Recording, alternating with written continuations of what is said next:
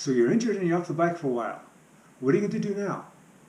Whatever I tell you in this video, you got to remember, you got to do whatever the doctor says. Hey cycling community, this is Steve, Cruces Cycling Greek. Why am I making a video about this?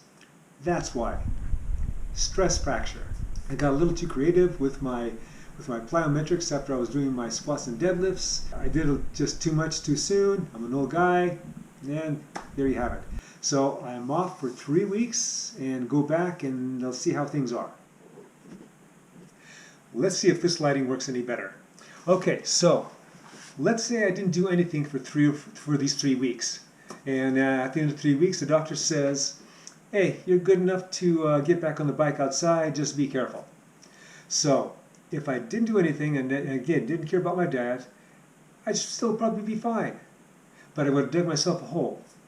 And how big of a hole?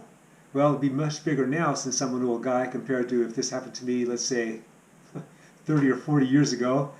So now there's certain things I'm doing to help circumvent my digging that hole. There's 2 items I want to talk about. First is food, and then is activity. Okay, so let's start with food. First thing is, I got to eat less. I'm less active, so I have to knock down the number of calories I'm taking each day. That's the first thing. I'm still darn close to not at my race weight, and this is now November. I'm doing pretty good. I can even see a line or 2 in my stomach still, so I'm going to try and keep that as long as I can. Next thing is whole foods. I have to make sure that I eat things that are nutritionally dense, that are minimally or not processed at all. The third is protein. I got to make sure that I take ample protein. And I'm still doing, with my activities, there's reasons why I have to take extra protein. Protein is involved in the healing process, and that includes even broken bones. Because when like in my case, even though it's not a complete break, it's a crack, let's say, there's still a matrix that has to be filled in before the calcium can go in and fill in the rest of that matrix. And that matrix, well, that's built by protein.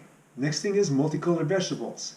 A lot of different colors. The reason for the colors is because it's colored by the effects of the different antioxidants that are in there. And there's a lot of oxidation that happens in the healing process. So having the antioxidants there, the right ones for the right situation, is important. Next is going to be fats. It's always easy to get fats in the diet, so you have to be careful about that, but you want to make sure that you're getting good fats. And a lot of that includes EFAs. Those are fats that we don't create in our own body. Now you can take omega-3s and omega-6s, primarily 3s, but I do a lot of fish, so I get my fats through that, and I also do nuts and seeds, and I also get good fats through that.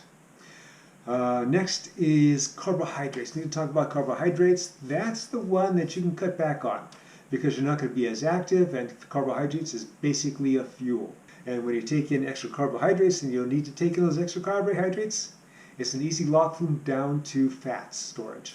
And the last area in terms of food is supplementation. I'm eating a lot less food, but I need to make sure I'm getting certain nutrients and taking a multivitamin, taking extra calcium, etc. Well, that's an insurance policy for me. Now we get to talk about the second item, second category, activity. Basically, if there's something you can do, you do it. You just don't sit around for 3 weeks. At least I'm not going to sit around for 3 weeks. Now, when I had a broken collarbone, that limited the things that I could do with my upper body. So at least I can get on the trainer and have both of my cycling shoes on and be able to spin around, unlike what I'm doing now. I still can get on the trainer, however, I got to wear this stupid boot. So I wear the stupid boot. I'm also doing upper body weightlifting. Now, do cyclists need to do upper body weightlifting? Yeah, they do, but probably nowhere near as much as what I'm doing. It's keeping me active and it's helping my psyche. Now, before I was doing squats and deadlifts, and obviously I'm not able to do that because of my injured leg. But I'm doing body weight type of work. And I'm focusing on my left leg. There are those that would argue that just by working on one leg, I'll be throwing my balance off. And there's some validity in that. However, since my right leg, which is injured, is the strong leg, then I'm okay with doing body weight work on my left leg. So again, it helps the psyche, and I think I'm overall doing good.